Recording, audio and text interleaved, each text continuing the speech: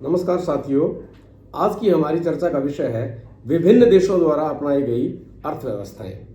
साथियों, चाहे कोई भी देश हो, कोई कंपनी हो या कोई परिवार हो, इन सबको व्यवस्थित और सुचारू रूप से चलाने के लिए इन सब की अपनी अपनी एक अर्थव्यवस्था होती है। किसी भी देश या परिवार की खुशहाली और बदहाली इस बात पर निर्भर करती है कि उन्होंने किस प्रकार की अर्थव्यवस्था को अपनाया है।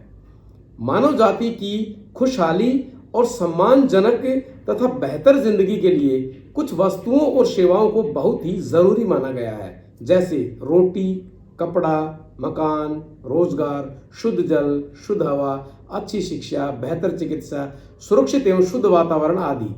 अब लोगों को इन चीजों की प्राप्ति कैसे कराई जाए, किसी भी अर्थव्यवस्था के लिए यह सबसे बड़ी चुनौती मानी जाती है।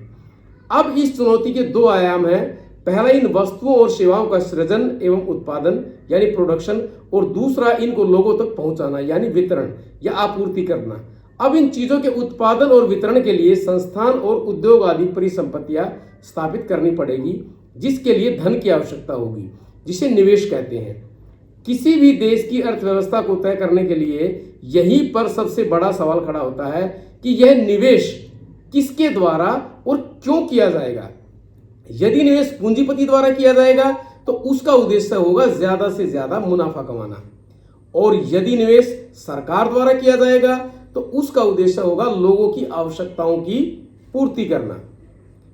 अब किसी भी देश के अंदर कुछ संसाधन होते हैं, जैसे खेत खलिहान, जमीन, समुद्र, नदियां, पहाड़, खनिज पदार्थ, फैक्ट्री, उद्योग धंधे आदि।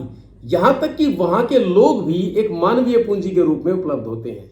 अब इन संसाधनों पर उत्पादन एवं वितरण के लिए कुछ पूंजीपति या पूंजीपतियों का समूह या वहां की सरकार निवेश करती है या दोनों मिलकर निवेश करते हैं, और क्यों करते हैं, इसी आधार पर हम विश्व में प्रचलित कुछ प्रमुख अर्थव्यवस्थाओं पर चर्चा करेंगे। वैसे तो अर्थव्यवस्थाओं की एक लंबी सूची तैयार हो सकती है, लेकिन आज हम पूंजीवाद, कैपिटलिज्म, साम्यवाद, कम्युनिज्म, समाजवाद, सोशलिज्म, मिश्रित अर्थव्यवस्था, मिक्स्ड इकोनॉमी पर चर्चा करेंगे, और साथ ही यह जानने का प्रयास भी करेंगे कि भारत ने इनमें से कौन सी अर्थव्यवस्था को अपनाया है और क्या हमारे द्वारा अपनाई गई अर्थव्यवस्था हमारे देश में व्याप्त समस्याओं का समाधान कर पाई है। सबसे पहले हम पूंजीवाद और साम्यवाद के अंतर को स्पष्ट करेंगे। पूंजीवाद का जनक एडम स्मिथ को माना जाता है, जबकि साम्यवाद का जनक कार्ल मार्क्स और फ्रेडरिक एंगल्स को माना जाता है। पूंजीवाद शब्द की उत्पत्ति पूंजी शब्द से हुई है। पूंजी शब्द लैटिन भाषा के शब्द कैपिटल से बना है। पश्चिमी यूरोप में यह शब्द धन और संपत्ति को दर्शाता है। अतः पूंजीवाद का पूरा फोकस धन और संपत्ति इकट्ठा करने पर होता है, जबकि साम्यवाद यानी कम्युनिज्म कॉमन शब्द से आया है, जिसको समान रूप से साझा या पूरे समाज या समुदाय से संबंधित माना गया है। अर्थात साम्यवाद का पूरा फोकस या ध्यान समाज के कुछ संपन्न लोगों के लिए धन संपत्ति इकट्ठा करना नहीं, बल्कि देश के सभी आम लोगों का सामूहिक रूप से सुख दुख का ख्याल रखना है। पूंजीवाद में उत्पादन और वितरण के साधनों जैसे जमीन, खेत खलिहान, फैक्ट्री, उद्योग, कारखाने, जंगल, नदियां, पहाड़, खदानें, सेवा क्षेत्र यानी सर्विस सेक्टर आदि सभी संसाधनों पर किसी भी पूंजीपति का व्यक्तिगत या सामूहिक मालिकाना हक होता है, यानी व्यक्तियों और समूहों को निजी संपत्ति रखने का अधिकार होता है। जबकि साम्यवाद में इन सभी संसाधनों का मालिक कोई भी एक व्यक्ति या चंद अमीर लोगों का समूह नहीं हो सकता। इन सभी संसाधनों की ओनरशिप या मालिकाना हक समाज के सभी लोगों के पास होता है, यानी सभी लोग इन सभी चीजों के मालिक होते हैं। यह एक सामूहिक स्वामित्व होता है। समाज के किसी भी व्यक्ति को निजी संपत्ति रखने का अधिकार बिल्कुल भी नहीं होता। पूंजीवाद में कारखानों एवं उद्योगों में बनी चीजों को बेचकर उद्योगपति अतिरिक्त मुनाफा कमाता है, जबकि साम्यवाद में कारखानों या खेत खलिहानों आदि में उत्पादित चीजें समाज के सभी लोगों के बीच साझा की जाती है। पूंजीवादी समाज में निजी स्वामित्व के कारण अमीर लोग अधिक अमीर और गरीब लोग अधिक गरीब होते जाते हैं, क्योंकि वह पूंजी के बल पर श्रम को खरीद लेते हैं, जिसके कारण शोषक और शोषित, मालिक और मजदूर दोनों वर्ग बने रहते हैं। साम्यवादी समाज में कोई भी व्यक्ति किसी दूसरे से ज़्यादा अमीर नहीं बन सकता, क्योंकि यहाँ पूंजी या निजी संपत्ति का कोई कंसेप्ट ही नहीं है। न कोई मालिक होता है और न कोई मजदूर। इसलिए अमीर और गरीब का कोई आर्थिक वर्ग नहीं होता। यह एक वर्ग विहीन समाज या क्लासलेस सोसाइटी होती है। पूंजीवादी अर्थव्यवस्था में निजी संपत्ति को अपने बच्चों के लिए ट्रांसफर कर सकते हैं, जबकि साम्यवादी अर्थव्यवस्था में निजी संपत्ति न होने के कारण बच्चों तक संपत्ति को ट्रांसफर करने का कोई कंसेप्ट ही नहीं बचता। पूंजीवादी अर्थव्यवस्था में राज्य और एक लोकतांत्रिक सरकार होती है, जिसका समय समय पर जनता चुनाव करती है। इसमें एक से अधिक राजनीतिक पार्टियां हो सकती हैं, जबकि साम्यवादी अर्थव्यवस्था की चरम अवस्था में सरकार और राज्य दोनों समाप्त हो जाते हैं। देश की जनता ही सामूहिक रूप से पूरे सिस्टम को चलाती या ऑपरेट करती है।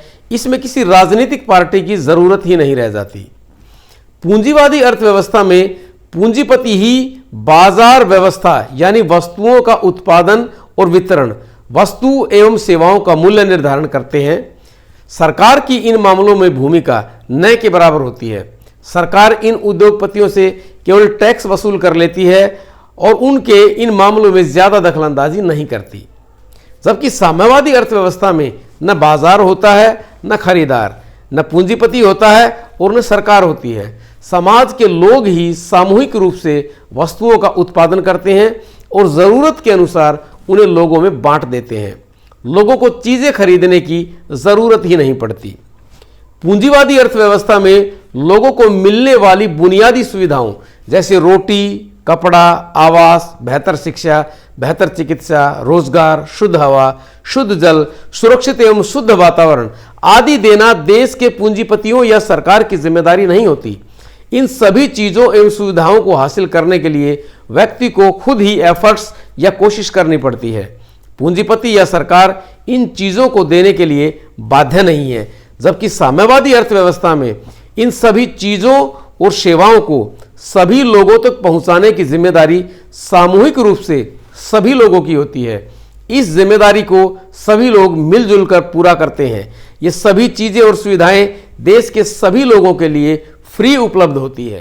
पूंजीवादी व्यवस्था में कारखानों या उद्योगों में काम करने वाले मजदूरों के काम के घंटे और उनका वेतन आदि सुविधाएं उद्योगपति या व्यवसायी लोग ही तय करते हैं। इसमें सरकार लगभग निष्क्रिय ही रहती है। इसलिए मजदूरों को कम मजदूरी में भी घंटों घंटों बद से बदतर हालात में भी काम करना पड़ता है। जबकि साम्यवाद में लोगों के लिए काम के घंटे तय होते हैं, जिसमें सभी व्यक्ति आसानी से बिना परेशानी के काम कर सकते हैं। लोगों को काम करने के लिए बेहतर और स्वस्थ माहौल दिया जाता है। इसमें लोगों को काम के बदले वेतन नहीं मिलता, बल्कि काम के बदले सुविधाएं दी जाती है। पूंजीवादी व्यवस्था में जाति, धर्म, भाषा, लिंग, क्षेत्र आदि के आधार पर भेदभाव देखने को मिल सकता है, जबकि साम्यवादी समाज में जाति, धर्म, भाषा, लिंग, क्षेत्र आदि के आधार पर किसी भी प्रकार के भेदभाव के लिए कोई स्थान नहीं होता। पूंजीवादी अर्थव्यवस्था में व्यक्ति अपनी क्षमता और कार्यकुशलता के आधार पर काम करता है और उसी के आधार पर उसे वेतन मिलता है। जबकि साम्यवादी अर्थव्यवस्था में व्यक्ति काम तो अपनी क्षमता और कार्यकुशलता के आधार पर ही करता है, परंतु चीजें और सुविधाएं उसे उसकी जरूरत के आधार पर दी जाती है। पूंजीवादी व्यवस्था में असली हालात तो तब खराब हो जाते हैं जब ये पूंजीपति और व्यापारी लोग इतने अमीर हो जाते हैं कि सरकारें भी इनके हाथों की कठपुतली मात्र बनकर रह जाती है। ये जैसे चाहे सरकारों को अपने इशारों पर नचाते रहते हैं और सरकारों से सभी कानून और नीतियां अपने हितों में बनवाते हैं। जबकि साम्यवादी समाज में निजी पूंजी का कोई विकल्प ही नहीं है, तो इसलिए कोई भी व्यक्ति या उनका समूह पूंजी के बल पर समाज के नियमों और कानून को प्रभावित नहीं कर पाता। पूंजीवाद को अच्छी तरह से समझने के लिए एडम स्मिथ द्वारा लिखी गई पुस्तक द वेल्थ ऑफ नेशन को पढ़ सकते हैं और साम्यवाद के लिए कार्ल मार्क्स व एंगल्स की लिखी पुस्तक द कम्युनिस्ट मैनिफेस्टो व दास कैपिटल का अध्ययन किया जा सकता है। एक बहुत ही जरूरी बात ध्यान रखने की यह है कि साम्यवादी व्यवस्था के जो गुण या अंतर हमने बताए हैं वह सभी साम्यवादी अर्थव्यवस्था की चरम अवस्था के हैं और इस चरम अवस्था को आज तक दुनिया का कोई भी देश हासिल नहीं कर पाया है। इसलिए सोवियत संघ, चीन, क्यूबा और नॉर्थ कोरिया आदि कंट्री को लेकर कंफ्यूज नहीं होना है। इनमें से कोई भी देश मार्क्सवादी कम्युनिज्म की चरम अवस्था में नहीं पहुंच पाया है। इसकी चर्चा हम अपने अगले एपिसोड में साम्यवादी अर्थव्यवस्था और समाजवादी अर्थव्यवस्था में अंतर के दौरान करेंगे।